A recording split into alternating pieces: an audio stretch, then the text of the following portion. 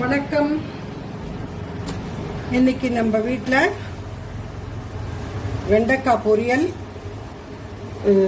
சொரக்காய் பொரியல், கோங்கூரா பச்சை மிளகாய் போட்டு ஒரு தொகையல், அப்புறமா முட்டை உடைச்சி போட்டு ஒரு கிரேவி. அதுக்கு வெங்காயம் தக்காளி எல்லாம் நறுக்கி வச்சிருக்கேன். அதுக்கு என்ன தேவையோ அது இங்கே இஞ்சி பூண்டு பச்சை மிளகாய் எல்லாம்.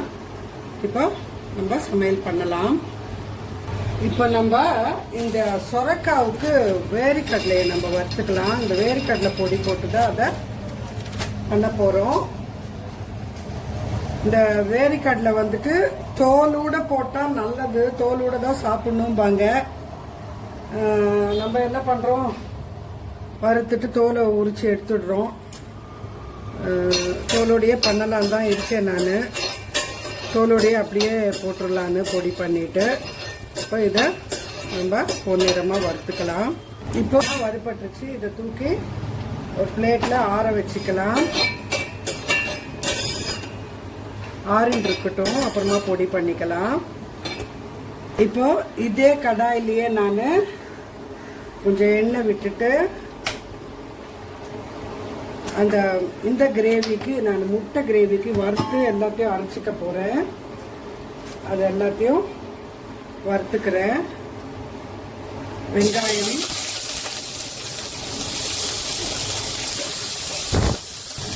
இப்போ கொஞ்சம் பச்சை மிளகா, ஒரு 2 பச்சை மிளகாவை கட் பண்ணி வச்சுருக்கேன். அது அப்புறமா இஞ்சி கொஞ்சம், பூண்டு கொஞ்சம். இதுலேயே தக்காளி போட்டுடுறேன். இப்போ நம்ம அந்த வேர்க்கடலை கொஞ்சம் ஆறி எடுத்து இதை நம்ம அரைச்சிட்டு வந்துடலாம். கொரகொரப்பாக தாங்க, இப்படி கொரகொரப்பாக அரைச்சிட்டு வந்துட்டேன். இதை ஒரு பாத்திரத்தில் இப்படி போட்டுட்டேன், அரைச்சிட்டு. இதே மிக்சியில் நம்ம இந்த விழுதியும் அரைச்சிக்க போகிறோம். இப்போ இதை தூக்கி இந்த மிக்சியில் அரைக்கிறதுக்கு ஆற வச்சுக்கலாம். போட்டுட்டு இதில் எண்ணெய் விட்டுக்கிறேங்க. இதில் நான் கோங்கூராவுக்கு இது தேவையானதெல்லாம் வறுத்துக்க போகிறேன். கொஞ்சம் தனியா, சும்மா ஒரு இந்த அளவுக்குங்க, ஒரு கணக்கெல்லாம் இல்லை, இந்த அளவுக்கு சும்மா ஒரு மேபி ஒரு 2 ஸ்பூன் இருக்கும். போட்டுட்டு கொஞ்சம் வெந்தயம், சும்மா சும்மா நிறைய கடாய் எடுத்து ஒன்றுத்துக்கு இது பண்ணோன்னா நிறைய சாமான் ஆயிடுறது. இப்போ நான் ஒரு கட்டு கோங்கூராவுக்கு நான் ஒரு 12 பச்சை மிளகா அதை இதில் போடுறேன்.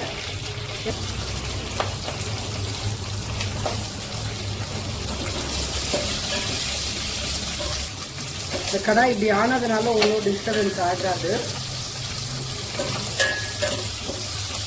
இந்த மாதிரி வெள்ளை வெள்ளையாக வருது பார்த்தீங்களா பச்சை மிளகா. அப்போ இது பொரிஞ்சிச்சுன்னு அர்த்தம். நல்லா இந்த மாதிரி எல்லா இடத்துலையும் இப்போ வெள்ளை வெள்ளையாக வந்துச்சுன்னா பொரிஞ்சுதுன்னு அர்த்தம். நம்ம இதை எப்படியும் கடைசியில் திருப்பியும் தாளிப்போங்க. இப்போ இந்த கோங்கூராவை தூக்கி இதில் போட்டுடலாம்.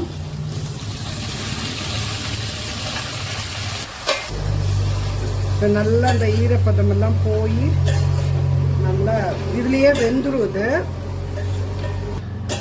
பட் இது ஆனால் இதுக்கு கொஞ்சம் நிறைய போடணுங்க பச்சை மிளகா. அதெல்லாம் நம்ம காரம் சாப்பிட மாட்டோன்ட்டு கொஞ்சம் கொஞ்சமாக போட்டுட்டோம்னா அந்த ஒரிஜினல் டேஸ்ட் வராதுங்க. ஊறுகாவுக்கு, தொகையலுக்கு, அதுக்கெல்லாம் கொஞ்சமாக வேணுமுன்னா போட்டு பிசைஞ்சிக்கலாம், அவ்வளோதானே தவிர. இப்போ இது போருங்க. இதை தூக்கி ஆற வச்சுக்கலாம். நம்ம இது ஆறின அப்புறமா நம்ம மிக்சியில் அரைச்சிக்கலாம். இப்போ இதை கொஞ்சம் லைட்டாக நான் வாஷ் பண்ணிட்டு வந்துடுறேன். இப்போ இதில் எண்ணெய் சூடான அப்புறமா கடுகு, கொஞ்சம் கடலை பருப்பு போடுங்க, நல்லா தான் இருக்கும் பொரியலுக்கு. நான் கொஞ்சம் நிறைய எண்ணெய் விட்டுருக்கேன் வெண்டைக்காய்க்கு. இப்போ சீரகம் போடுறேன். உடனே நம்ம வெங்காயம், வெண்டைக்காய் 2 வதக்கிட்டு உப்பு, மிளகாய், இது மஞ்சத்தூள் போட்டு நான் ஃபுல்லாக வதங்கின அப்புறம் தான் உங்களுக்கு காட்டுறேங்க. அதுக்குள்ளே நான் இதெல்லாம் அரைச்சிட்டு வந்துடுறேன்.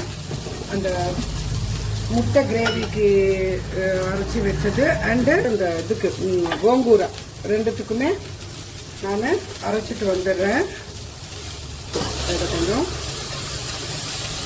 புரட்டி விட்டுட்டு இப்போ நான் அந்த முட்டை கிரேவிக்கு இப்படி அரைச்சிட்டு வந்துட்டேங்க. மொத்தத்தையும் அந்த வதக்கி வச்சதை இப்போ கொஞ்சம் அதை அரைச்சிட்ட அப்புறமா அதை வாஷ் பண்ணிட்டு கொஞ்சம் ஆற வச்சுட்டு அதில் இந்த கோங்கூராவோட இதை வந்து இதில் போட்டுட்டு இதில் உப்பு போட்டுட்டு கொஞ்சம் புளி இந்த சூட் இதில் வந்து நான் அப்படி டக் பண்ணி வச்சிடுறேன்.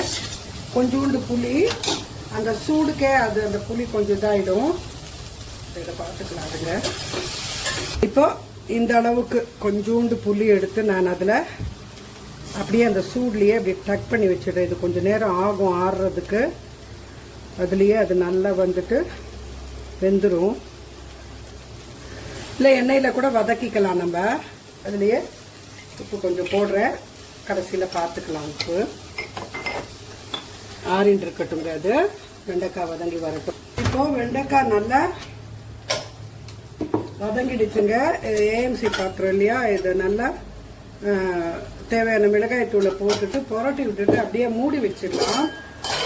அதுக்கப்புறமா இன்னும் நல்லா அந்த ஹீட்டுக்கே இதாகிடும். அதுக்கப்புறமா நான் இதை எடுத்து வேறு பாத்திரத்தில் போட்டுட்டு நான் அந்த சொரக்காய் இதை பண்ணிக்கிறேங்க. நான் எப்பவுமே ஏஎம்சி பாத்திரத்துலங்க ஒரு 80% வெந்த உடனே நான் இதை ஆஃப் பண்ணிவிட்டு மூடி வச்சிருவேன். அது நல்லா கொஞ்சம் அதோட ஹீட் எல்லாம் இதான அப்புறமா பார்த்தா இன்னும் நல்லா வெந்து போயிருக்குங்க. எதுக்கு திருப்பி நம்ம வேக வச்சு கேஸை வேஸ்ட் பண்ணிக்கிறது இல்லையா? அந்த ஹீட்டுக்கே அது வேகட்டுமே. இப்போ நான் வந்து இந்த கோங்கூராவை அரைச்சிட்டு வந்திருக்கேன்.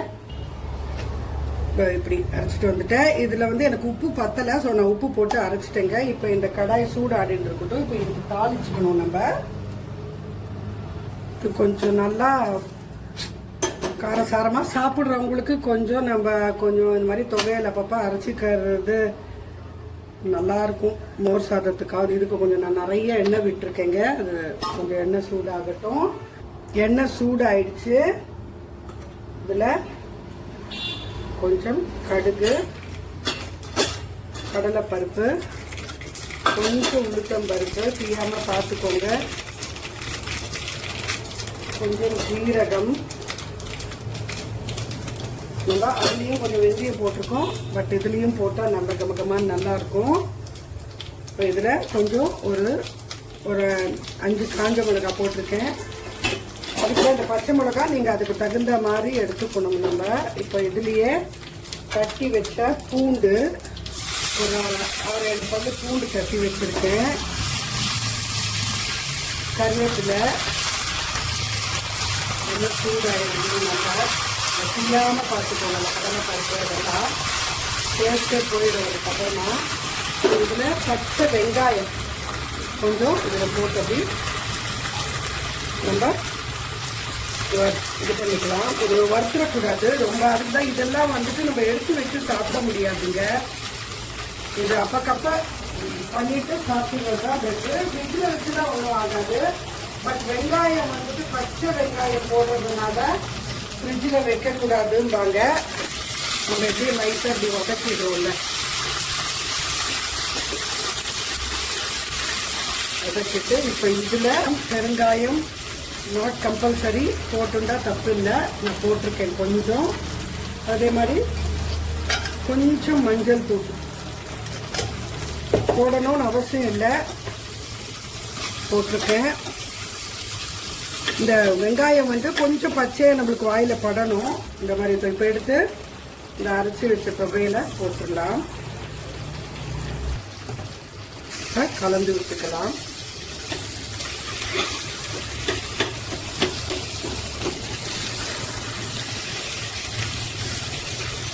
இன்ஃபேக்ட் இதை ஆஃப் பண்ணிடலாங்க. நல்லா சூடாக இருக்குது கடாய். ஏன்னா இதுவும் வறுத்து நம்ம நல்லா ஆயிலில் வறுத்து தான் அரைச்சிருக்கோம். அதனால் ஸோ இந்த சூடுக்கு இதெல்லாம் நல்லா இதாகிடும். இந்த காஞ்ச மிளகாவோட காரமும் இதில் இறங்கி ரொம்ப நல்லா இருக்குங்க. இப்போ ஒரு 5-6 பேர் இருக்கிற வீட்டில் இது போருங்க. ஒரே வேலைக்கு ஆகிடும். இது கொஞ்சம் நிறைய சாதம் சாப்பிட்றவங்க, கொஞ்சம் நல்ல காரசாரமாக சாப்பிட்றவங்களா இருந்தால் நல்லா எல்லா இடத்துக்கும் இந்த எண்ணெய் போய் சேர்ற மாதிரி இன்னும் கூட ஊற்றிக்கலாங்க. எண்ணெய் மிதக்கிற மாதிரி நான் கொஞ்சம் கம்மியாக தாங்க கொஞ்சம் யூஸ் பண்ணுவேன். இப்போ இது சாப்பிட்றச்ச கூட நீங்கள் நல்லெண்ணெய் பிடிச்சா நல்லெண்ணெய் போட்டு பிசைஞ்சிக்கலாம், ஆர் நெய் பிடிச்சா நெய் போட்டு பிசைஞ்சிக்கலாம். இது கொஞ்சம் நேரம் கழிச்சுட்டு நல்லா இருக்குங்க. ஆக்சுவலாக எண்ணெய் அப்படி மிதக்குனா நல்லாயிருக்கும். நான் வெயில் காலத்துக்கு நிறைய சாப்பிடவும் பயமாக இருக்குது காரங்கள். அட் த சேம் டைம் மோர் சாத்துக்காவது தொட்டுக்கணும் போல் இருக்குது. இப்போ தூக்கி இது பார்த்தீங்களா நல்லா வதங்கிடுச்சு. பாத்திரத்துக்கு மாற்றிட்டு இப்போ இதுலேயே நான் வந்துட்டு இந்த இதை பண்ணிடுறேங்க. கடாய் சூடாக இருக்குது, எண்ணெய் விட்டுட்டு ஸ்டவ் ஆன் பண்ணிக்கிறேன்.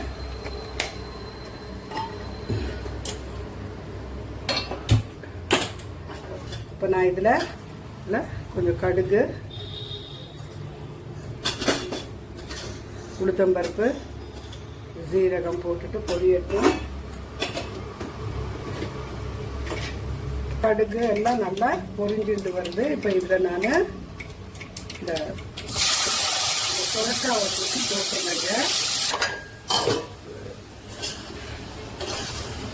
இப்போ நான் மஞ்சள் தூள் போட்டுட்டு நான் உப்பை போட்டுட்டு வதக்கிட்டு இந்த சொரக்காவுக்கே வந்துட்டு கொஞ்சம் தண்ணி விடும், பார்க்கலாம். அது அப்படியே வெந்துடும்.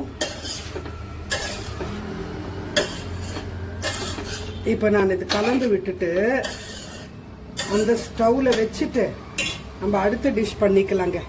இப்போ நான் இந்த கடாய் சூடாயிடுச்சு. இதில் எண்ணெய் விட்டுட்டு இந்த முட்டை கிரேவிக்கு நம்ம ஜஸ்ட்டு கொஞ்சம் சோம்பு போட்டுட்டு இதில் கருவேப்பிலையும் போட்டுட்டு சோம்பு பொரிஞ்ச உடனே இந்த நம்ம அரைச்சிட்டு வந்தோம் இல்லையா அதை போட்டுடலாம். பொறுத்துக்கலாம். நம்ம ஆல்ரெடி வறுத்தது தான், அதனால் வந்து இதை பெருசாக இது பண்ண வேண்டாம். இதெல்லாம் நம்ம தேவையான மிளகாய்த்தூள் நல்லா ஒரு 1 ஸ்பூன் போட்டிருக்கேங்க. அப்புறம் மஞ்சள் தூள், அப்புறம்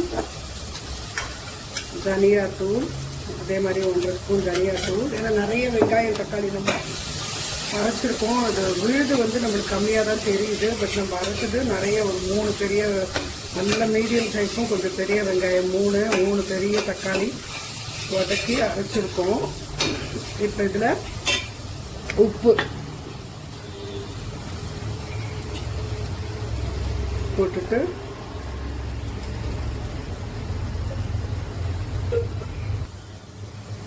வதக்கி விட்டுட்டு இப்போ இதில் கொஞ்சம் கரம் மசாலா போட்டுக்கலாம்.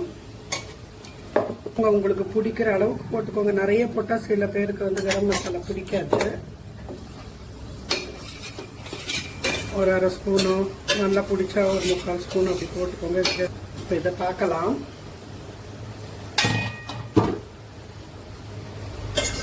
இருக்கட்டும். கொஞ்சம் நம்ம வெண்டைக்காய் பொரியல் பண்ண இதுலேயே பண்ணதுனால கொஞ்சம் கலர் அந்த மாதிரி இருக்குது. நெவர் மைண்ட் நல்லது. அதில் ஒன்றும் கசப்பெல்லாம் ஒன்றும் வராது. வச்சுக்கலாம். இப்போ இதில் இந்த பச்சை வாசனை எல்லாம் போயிடுச்சு. பச்சை வாசனை மிளகாய் தூள், தனியாத்தூள், அது அந்த போட்ட அந்த பவுடர்ஸோட பச்சை வாசனை. இதில் தண்ணி ஊற்றிக்கலாங்க. நம்ம முட்டை ஊற்றி விடணும் இல்லையா, தண்ணி ஊற்றியாச்சு. கொஞ்சம் கூட ஊற்றிக்கலாம். நல்லா கொதிக்கட்டுங்க. இப்போ நம்ம அதை பார்க்கலாம்.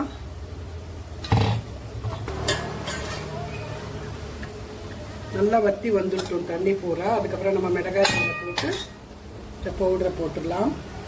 இப்போ இது எப்படி கொதிச்சுட்டு வருதா, நான் முட்டை கொண்டு வந்து இதில் உடச்சி ஊற்றுறேங்க. ஊற்றிட்டு அதை டிஸ்டர்ப் பண்ணாதுங்க.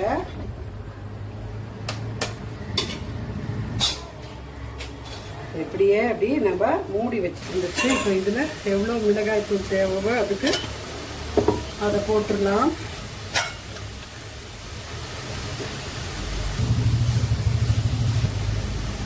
அதில் நம்ம இந்த பொடி நம்ம அந்த வறுத்து பொடி பண்ணியிருந்தோம் இல்லையா, வேர்க்கடலை, அதை தூக்கி போட்டுடலாம். அவ்வளோதாங்க, நான் ஆஃப் பண்ணிடுறேன்.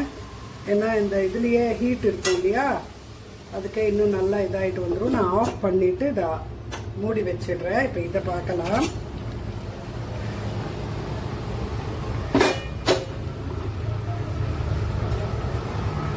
திருப்பி போடுறச்சு.